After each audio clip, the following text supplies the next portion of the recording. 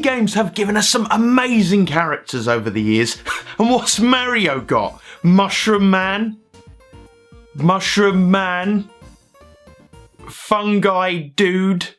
So, for no reason whatsoever, here are my favourite indie game characters of all time. Now remember, this is my own list, my own shitty opinions, so chill out, mate. Tell me your favourite character down below. And remember, there will be spoilers for some of these games, so you have been warned. Let's get on with it, let's go. This was quite a recent entry for me. Fury is a wondrously mental game, but its focus on boss characters is something I appreciate, giving us a mute protagonist to graft our own ideals onto. For instance, my main guy in Fury is a world-renowned sushi chef who one day went crazy and now sees everybody as giant sushi to just chop up and serve. And the 8th on my list is The Beat, what casual players might consider the final boss of Fury, and also one of the easiest. It was close between her and the song, but there's something about Beat I can't help but love. She sounds very young and starts off rather cocky, but for the entire fight she just runs away. She's not bragging or demeaning you, she's not fighting for glory or honour. All of my people out there, they're counting on me. There's a real sense of fear from her, that she's not equipped to deal with you. She calls you a monster. It's really heavy stuff, and in my opinion, it's not explored enough. Look how much life she has compared to other bosses. She's just a scared little girl in the face of what is essentially the end of all she knows. It's deep, man, I love it. A challenging final boss? Nah. But a well-made character? Hell yeah. If you guys didn't know, Payday 2 has a lot of DLC. A lot of it great, a lot of it silly. This is a game where you try to corral goats with bellies full of cocaine, people. It's complete madness. But for a game where, as of this moment, Ethan and Ela from H3H3 are actual playable characters, no, I'm actually being serious, they are real playable characters in this game right now, and I'm sure I've upset a lot of people with this pick, but I decided to go for Jiro instead. Jiro is an old man. Jiro is Japanese. Jiro is ex-Yakuza. And in a game with a stealth mechanic where you have to answer guard pages to let them know everything's okay while you dump their friend's body into the nearest skip, Jiro answers the operator in Japanese. And they're fine with it. 呼び出しを聞いた？なんかの間違いだろ。こっちは異常ねえぞ。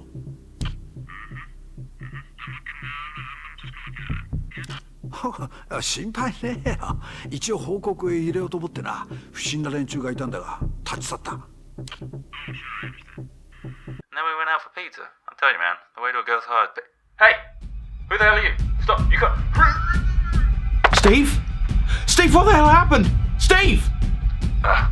そして私がいていたように、女の子の心への道はピザです。 Hell yeah, man. Right on. He also has an ability to decapitate special enemies called cloakers with a katana. This man can do this. Bless you, Jiro.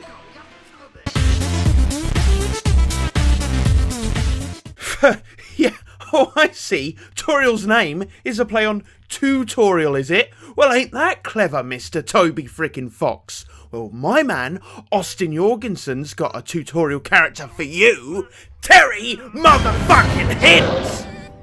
You find him in a tree being confronted by a wild beast.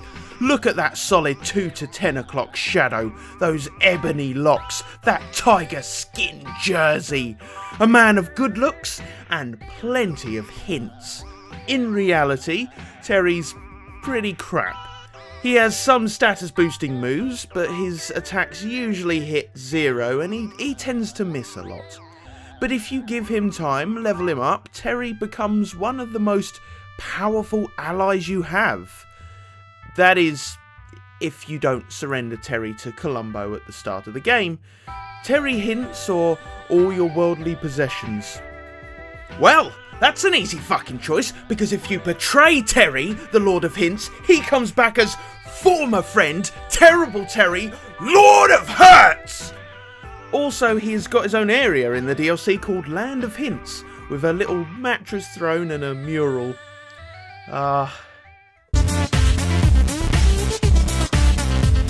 They say there's a man who travels the west with a gun in his hand and a duck on his shoulder. A man whose words scratch to the sound of vinyl. A man who dances with Lady Luck herself. That man is named the Luck Slinger, who can take on 20 men in 1 minute and grind a sick rail the next. He's a knife-throwing, gun-drawing badass who dunks some sweet hoops and dodges bullets with the power of just his very luck. And he has a bird. It's a duck. He's got that too. It's got to count for something, right?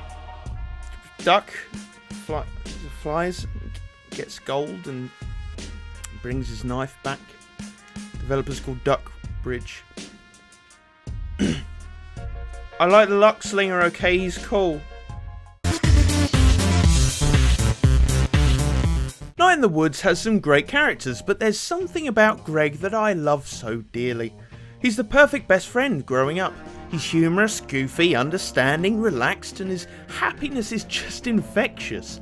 You get the distinct feeling he'd always be there for you. You can rely on Greg. And in game, he always is there for you. Then again, if you spend enough time with Greg, he starts to open up about his troubles. I mean, everybody is troubled. It's mentioned in the game that he might have bipolar disorder, an affliction rarely explored in video games. He's afraid of failure in his relationships, of turning people who he cares about away. And surprisingly enough, that's something I think we could all empathise with. What makes Greg so brilliant is he's not just some punky airhead who's always on your side, but he's his own person. And look at him! Look how cute he is with that dumb face of stupid Greg. You know, likes lumberjack fashion a bit too much? Me. Can't beat a flannel shirt, beard and some haggard jeans. Bottom line is, I like lumberjacks. And there ain't no lumberjack like Woody from Don't Starve. He's a man who likes to chop trees. A lot. He needs no companion, only the love of his trusty axe Lucy, who talks to him and tells him to chop down trees. Pretty normal so far. That is, until Woody chops too much. He starts getting the woodlust, his pupils dilate, his body quakes, and... Come on, the dude is a ginger Canadian with a talking axe who, if he chops down too many trees at one time, turns into the werebeaver.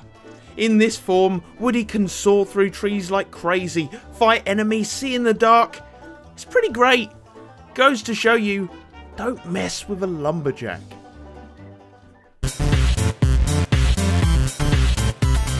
The game that started it all. Bastion was officially the first indie game I ever played, and what a game. And I know others like Limbo, Braid and Super Meat Boy were earlier, but Bastion always felt like a forebearer of indie games for me, especially on Steam. Although I put the narrator on this list in a heartbeat, considering that voice is to sound waves what cheese is to pizza, but he's not really a character. So the kid gets the number 2 spot. Again, a silent protagonist, as many early indie game characters were, but the kid was cool, man.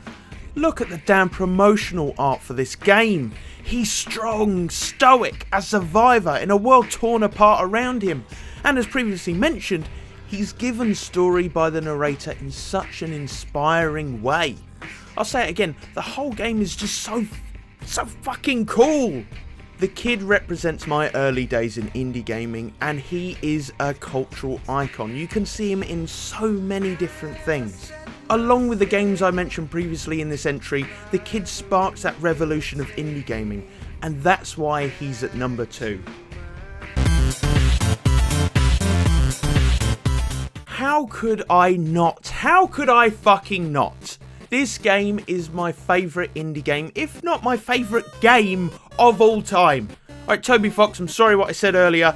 You're a master of storytelling, character building, and composing. And with so many characters to choose from, it was difficult to narrow it down. Toriel, Asgore, Azrael, Undyne, Sans, but what stuck in my mind was the simplicity that is Papyrus.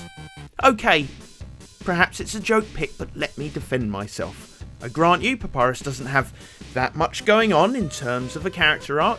He's a goofy skeleton intent on joining the Royal Guard by capturing a human.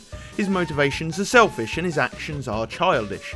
He knows nothing of nihilism of his brother or the suffering of the monsters around him. But that's what makes him so great! Papyrus is devoid of that underlying darkness Undertale brings through so slowly, seeping its way to the surface. He's oblivious, giving us the perspective of a child, or, considering he's a full-grown skeleton, a moron. On the surface of it, Papyrus is an accurate representation of Undertale, a cheery, happy adventure. He holds no hidden meaning, like Sans being the allegory of hopelessness, or Azrael representing lost hope.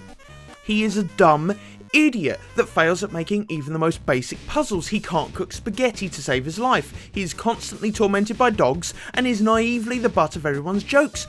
But he's endearing. There's something about him that people can't help but love. He's the only character in the game you can date, which he self-sabotages by being a complete idiot. It's a love that was never meant to be. And that's why Papyrus is my favourite indie game character of all time. Hello fellow bin raiders, and thank you so much for watching the video. As I said before, please leave your favourite indie game character in the comments below. You know, share it, let's have a bit of a discussion. Like the video if you liked it, subscribe if you want to see more, and I've also got some social media for you to check out. Facebook, mostly Twitter. Facebook sucks. Check out my Twitter. You know, you can keep up with everything over there. But that's all for now, bin raiders. Thank you so much for watching. Keep bin raiding, and I'll see you next time.